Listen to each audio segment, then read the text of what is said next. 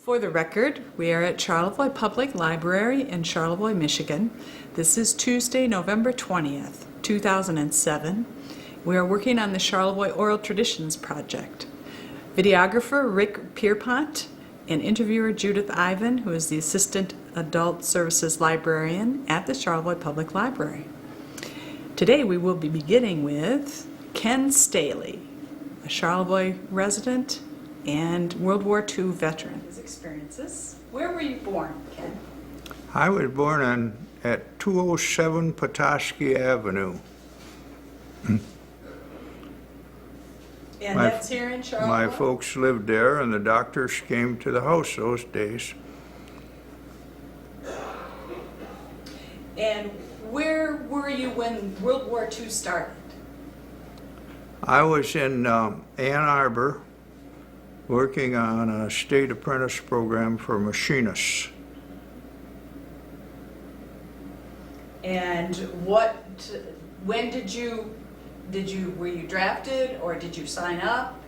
Well, I'm one of the few, I guess, that did both. I signed up, and then I had some dental work done before I could enter the Marines. And in the meantime, all these enlistments were handled through the draft. Oh. So I went to my draft board and said, what's happened here, and they said, well, we couldn't possibly get at you next month, but where have you been? I said, we thought you were gone. Really? So I never would have been called had I not gone in and asked them about it.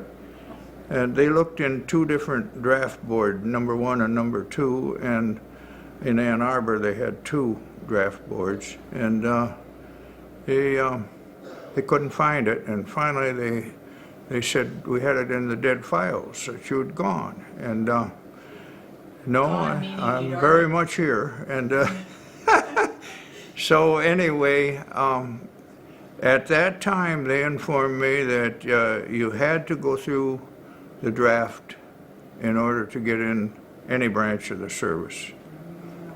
So I went to Kalamazoo and took the physical, and at the end of the physical line there were officers there, determined what branch of the service you wished, and I told them I would like to go into the Marine Corps. And it was a naval officer, and he said, you understand, you have to take another physical. And I said, well, what was this that I just took? And they said, well, that isn't sufficient. You have to go to Detroit and take another physical. And if you're rejected, you automatically go into the Navy. And I said, well, I guess I'll have to take my chances. So the rest is history. 5 of us from that large group went through the first physical, went to take the second one, and all 5 of us made it. Into the Marine Corps? Yes. Okay. And where did you go from there, from once you joined the Marine Corps? Well, we took Recruit Depot in San Diego. So we're known as Hollywood Marines, anyone who went through that part. They had a like depot out east, and so there's a little competition back and forth. And what part of the overseas what theater were you in World War II?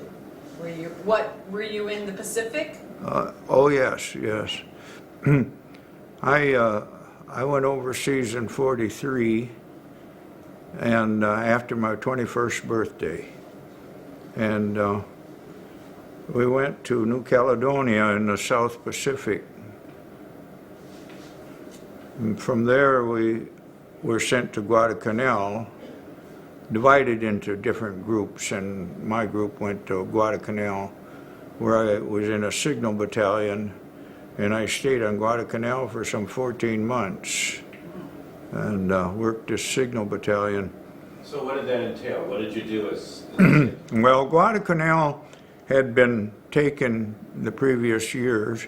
Well, actually, I was building PT boat engines, diesel engines, in Detroit when they secured Guadalcanal. And it had been taken, but that became a staging area for each small island push there after that. And so they had Australian and New Zealand camps. They had 155 gun battalions. They had all the different units, war dog groups on this island. And I got into the officer messenger mail. My colonel gave me this slip one day and said, "You're being transferred to the end of the island." And we had a small remote message center there and a Jeep. And so there were two of us, and we went every other day on the main run, which was the biggest part of the day, and called on a great number of units there. The communications, official communications, was taken care of through our group. And then in the evening, after the one came in from the long run, on our day off, we took a run that was about 3 hours to the north end of the island and visited the New Zealand camp and the Australian camp. I remember we'd always try to be there about chow time and borrow a mess kit, because they were serving our beef and we had mutton back at our camp. And that was part of the exchange that went on between countries.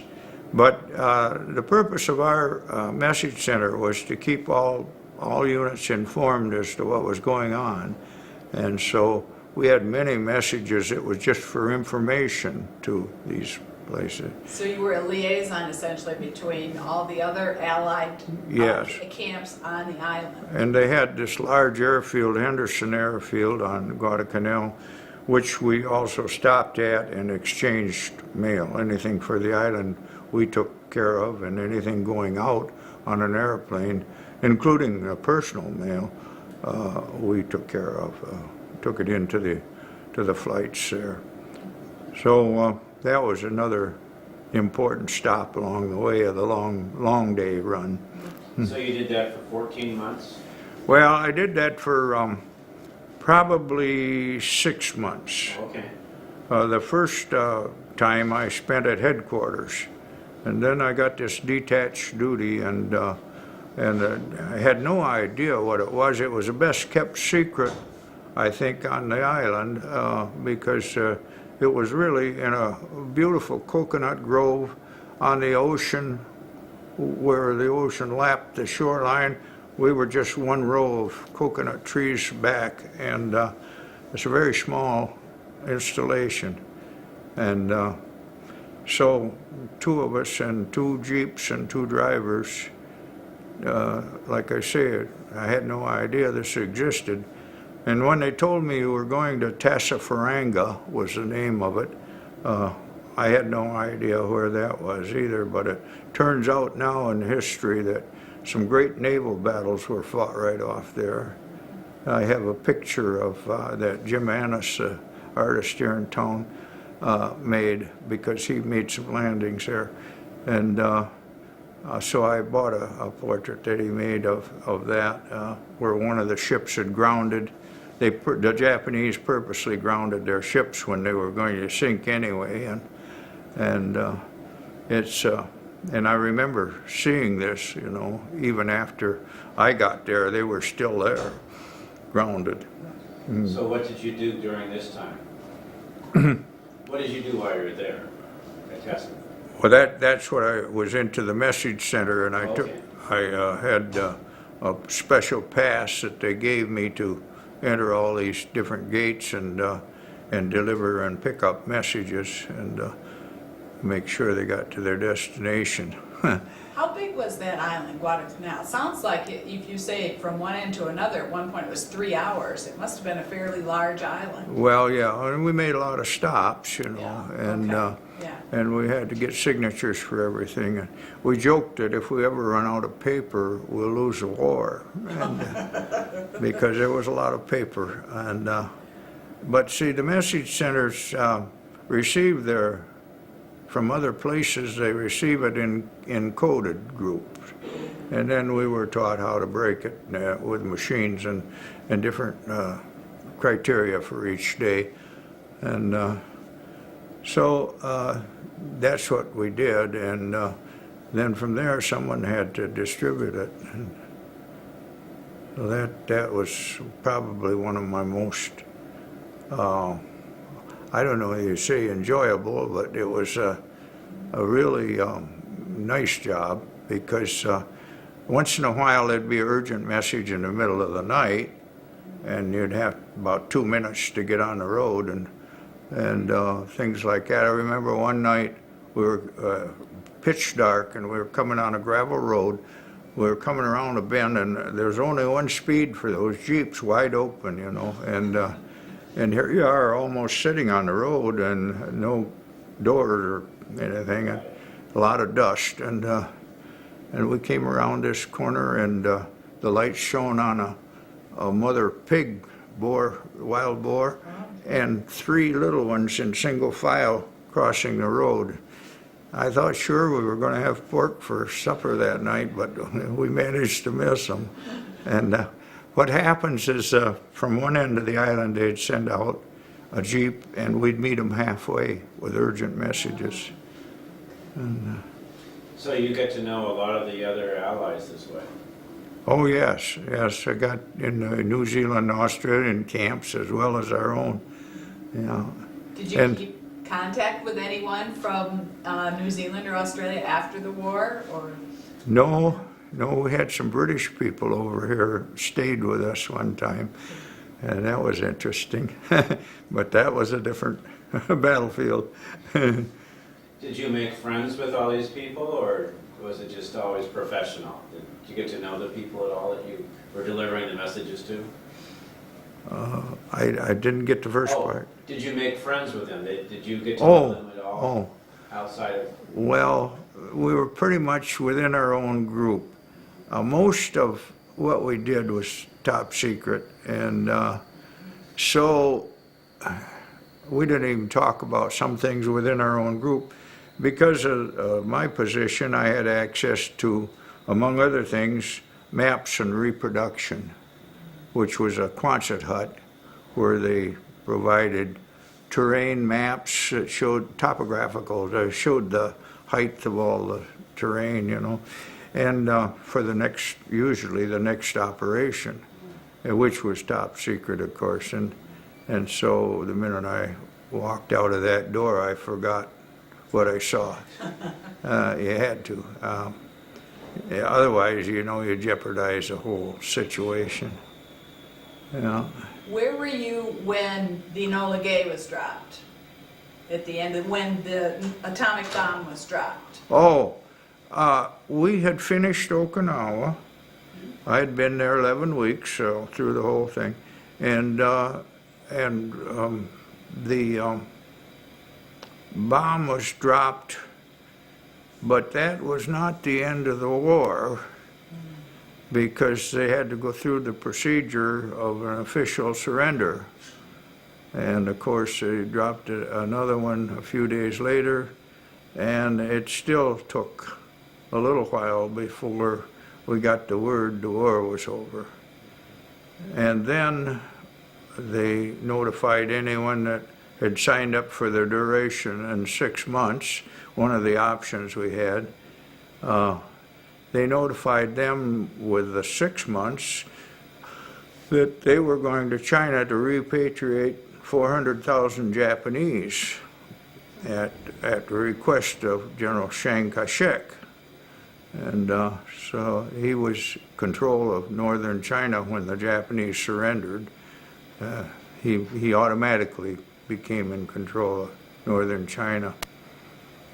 So we we went over there. I was in China for 5 months before I could come home.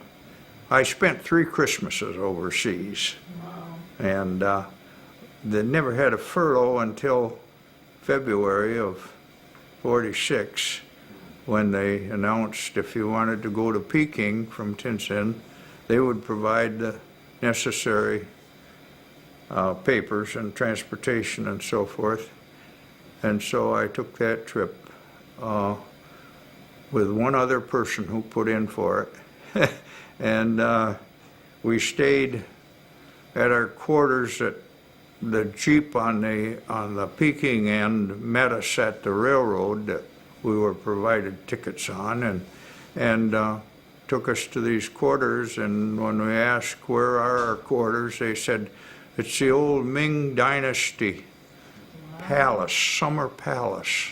Wow. And there's some pictures in that book that I'm giving you there of the summer palace. And sure enough, we got to stay at the summer palace. We were entertained, and we had all sorts of places to visit, you know. 25 years later, President Nixon was there and up on the Great Wall, and I said, oh, that sure is familiar. We'd been up there, you know, and they had all this 1400s astronomy equipment. And the Chinese had bronze 150 years before the rest of the world knew about it. And they had astronomy going on there a number of years. They invented gunpowder. And there's quite a lot of history there in China. It was a real treat, as I discovered afterward, you know, to have to stay overseas the third Christmas in order to repatriate these people. Yeah. So what did you do in China? What was your role in China when you were there? In China, it was similar. I happened to be in the headquarters for the operation, so that was in Tientsin, China, in downtown Tientsin, in one of the finer buildings, and there's pictures of it in that pictorial that they made and sent to me 6 months later. This is a copy of it, of course. Okay. And but those were some real interesting times. Somewhere or other, in the message center, always tried to have a coffee pot. And so the first thing was, along with all the urgent things, was a coffee pot. And that was one of the jobs that I kept going, was the coffee pot. And it seems as though the shift ahead of me got there, and here's this nice chrome 3-burner coffee pot. And they said, oh boy, we'll put that to work right now. And so everyone in the message center had coffee. And they plugged this thing in, and it got red hot, and it got white hot, and it burned the burner out. Mm-hmm. And then they discovered, oh, it's 220 volt system here. The lights were 220 volt. So we went to a Japanese store that had the materials to replace that burner.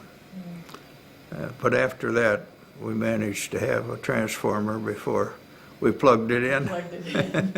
Learned the hard way about electricity. Yeah, it's a whole new thing when you have 220 volt systems, lights and everything. Yeah. So during your whole time overseas, did you have any action? Were you involved in any combat at all? Or? Well, Okinawa, I was involved in that. And what happened there? And that, well, that was the biggest surprise of the war, because we walked ashore. And there was no shooting. The warships had been shooting for days, you know, and they were there. And until the Japanese got some airplanes there, it was pretty dull. And we were pretty busy. We had lockers, wooden things that carried our equipment, marked radio equipment, and message center and so forth. And those are the things you would guard with your life, you know, and make every effort to get ashore. And of course, the amphibious tractors were running this and just dumping it on the beach. And we were taking it on up to the first rise where we set up our first message center. You know, had blackout tents with double curtains, so you go in one and close it and then go in the next, and no light would shine, and so forth. And we took those boxes, just what they said, message center and you know, radio equipment. And the first night I was sent out to go to the front lines and deliver a message to some unit that nobody had any idea where they were. And when I got back, there was an airplane cruising the first ridge around all these ships, you know, and then going out to dive on them. Well, while they cruised the first ridge, they were also machine gunning us. And we were concerned about equipment, because that's what you got to live with for the next how long, you know. And so we got our tent set up, and the machine gunner was a bad shot, incidentally, and he only hit one person, and that was just a Band-Aid would have covered the wound.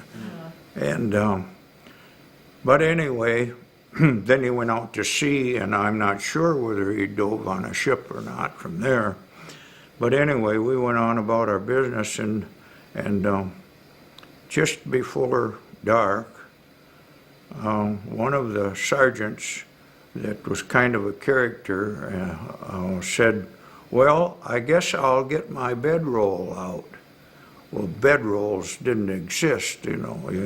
You didn't carry any of that. That was extra garbage, and you already had more than you could carry. And he went to one of these boxes and opened it up, and sure enough, he had a bedroll in there. Well, I think everybody there didn't take that as a joke, and because you know they had recovered all this stuff, figuring it was necessary equipment. And but then a big surprise, as he took it out, the cotton was coming out of it. It had been machine gunned right through that box, and so we had the last laugh on